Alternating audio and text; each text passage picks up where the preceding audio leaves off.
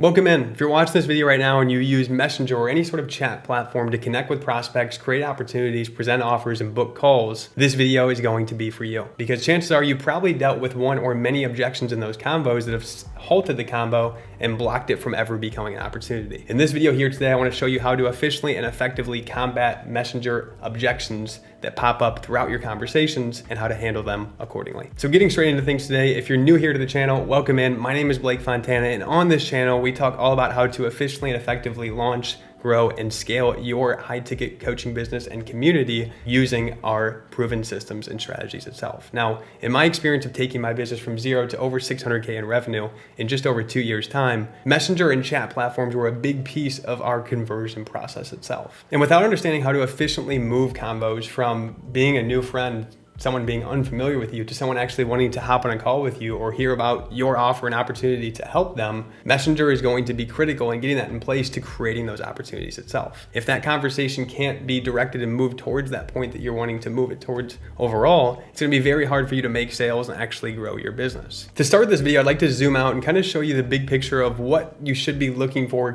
or keeping an eye out for itself when it comes to Messenger conversations and signals within those conversations itself. Signals are a big piece of what we teach and talk about inside of our paid programs when it comes to understanding how to effectively use Messenger within your online service or info-based business. You see, when it comes to connecting with prospects in a chat conversation like Messenger or any chat platform that you're on, it's very important to understand and know that on the other end of that combo is a real human being, just like you on your side of the combo itself. It's very easy for us to jump into Messenger trying to create sales and opportunities and want to either be extra pushy because we want to really make that sale happen, or we're extra reserved because we're really worried about what to say and getting that objection or getting that rejection itself. But if we can understand that we are actually just connecting with real human beings on the other end of this convo, we can really start to step in and start to be ourselves within that convo, be comfortable, and feel open to actually asking the questions that we need to ask to gather the insight and the information that we need to properly help that person that we're chatting with as a whole. Now, throughout those conversations, you'll see a variety of different messages come in depending on who you're speaking to, how you're handling the conversation,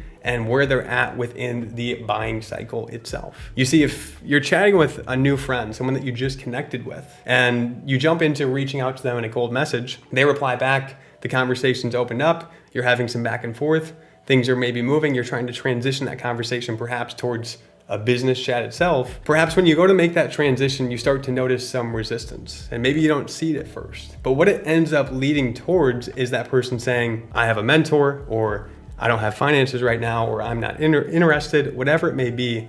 And from there, we jump to conclusions on, man, what do I do next from this point?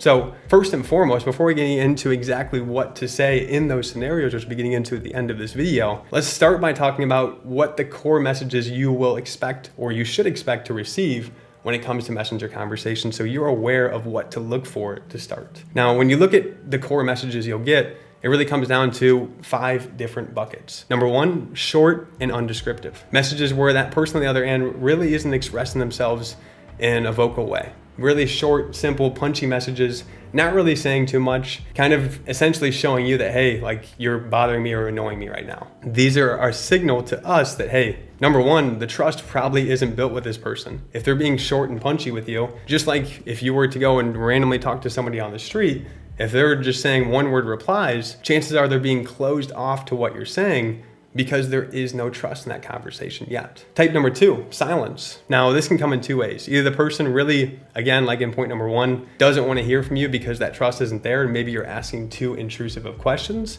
But number 2, it could be simply because they're busy. Because the reality is people do get busy. And the moment that you initiate that convo with them, even if they do reply right away, if they don't reply after that, it doesn't mean that they don't want to talk to you or they don't want to hear from you. It could simply mean that they had a call that popped up or they're doing something else at the time and they're not able to be present and active in that conversation at that very moment. So reality is people do get busy, and this is where follow-up is critical in reigniting that conversation. So when they are available to chat, they feel open and invited to coming back to you and continuing that conversation itself. Next up, we have misaligned expectation messages. So what I mean by misaligned expectation messages is essentially you're gonna be seeing messages where people maybe expect things to be free, but they aren't. People are looking for the lowest price and they're not happy with the price that you're offering in your offer itself, etc. Expectations around the fact where they came into the conversation expecting one thing, you talked about it further and it was completely misaligned with what they were expecting.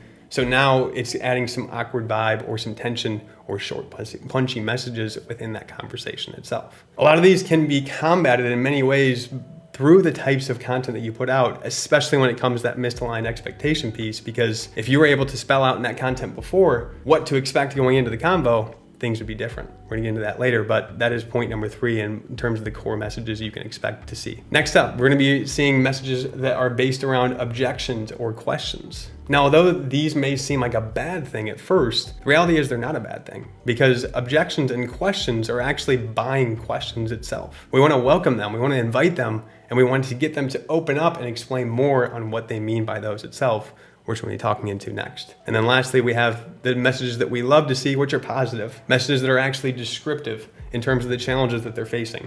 Descriptive in terms of the problems that they were facing. And messages that aren't really short and punchy, but actually descriptive in terms of expressing themselves, where they're at in their journey, where they're looking to go, and what's stopping them from getting there itself. So as we dive further into the topic of messenger objections and objections within those conversations that you're having itself, I actually went out to my free Facebook community before making this video, and I asked them a question in regards to this topic itself. I said, hey, I'm making a video on this topic. I'd love to hear from you guys on what most common objections you see pop up within your messenger conversations itself. Now, before getting into those next, again, if you have not yet joined our private Facebook community, Unleash CEOs, it's free to join. Link in the description below to get your VIP invitation and to join us in the inside. Now, when pulling up these questions itself in terms of what they were describing that was most frequent, they all kind of fell in the bucket that I was expecting to see. And what I want to do is kind of walk through what the top 4 of these were, and then talk a little bit about why these are coming up and how to handle them itself. This all goes hand in hand with a lot of what I talked on in a previous video,